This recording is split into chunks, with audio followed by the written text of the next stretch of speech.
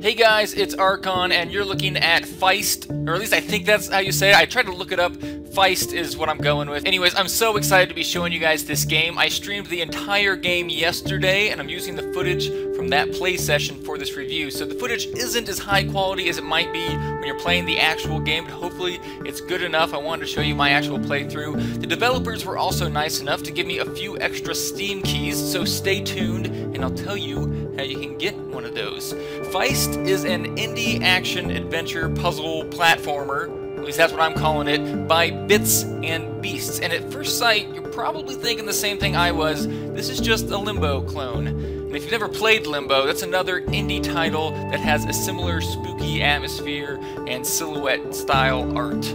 But after playing the game, I can confidently say that it shares one thing in common with Limbo, and that's that it's an amazingly well-made indie game. However, once you get into it, you realize it's anything but a Limbo clone. Although they look similar and the feel is very similar, Feist brings so much more to the table. And in fact, this project began in 2008, 2 years before the release of Limbo. Bits and Beasts is an indie game company in Switzerland that built a framework within Unity specifically for this game. Surprisingly, this is the company's first title. It's rare to find an indie game of this caliber. The fact that it's their first game is incredible.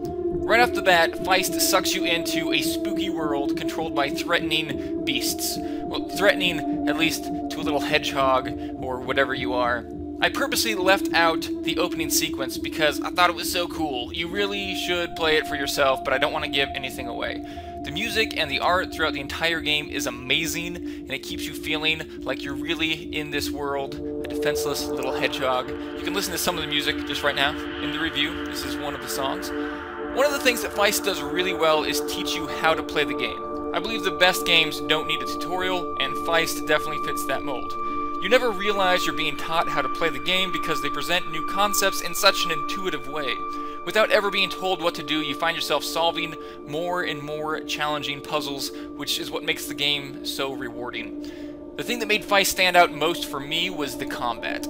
Although you never stop feeling like a vulnerable little critter at the mercy of much more powerful beasts, you still find a way to overcome. To fight back against the beasts, you pick up sticks and rocks and logs, or even other beasts to use as weapons. You have to be resourceful to fight your way past some of the more difficult fights, but don't worry, if you die, you just have to start from the beginning of that puzzle. The entire world is a playground, with every object, enemy, and tree branch being a tool you can use to progress throughout the level.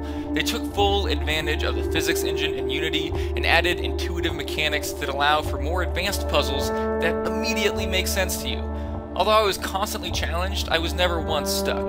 Finding the answer was only a matter of playing around in the environment.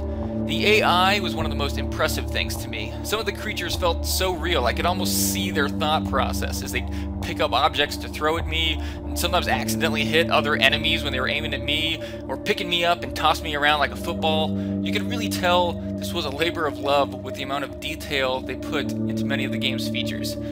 If you'd like a chance to win one of the free copies of the game, simply leave a comment below and creatively use the word KEY, K-E-Y, in your post. Also, feel free to share the video. It won't hurt your chances of winning. The only problem I had with this game is how short it was. I beat the entire game in about 3 hours.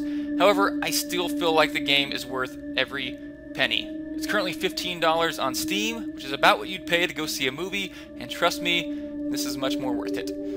The only time I really got frustrated while playing the game was the end boss fight, but it was worth it in the end. I don't want to give anything away, so if you want to see the entire fight, including me whining about how frustrating it was, just click the annotation below to see that video. This is honestly my first game review where I can recommend the game to everyone without any hesitation. Go buy it, play it, you won't regret it. And if you enjoyed this review, please subscribe to the channel. I'll have more indie game reviews coming soon. Thanks for watching.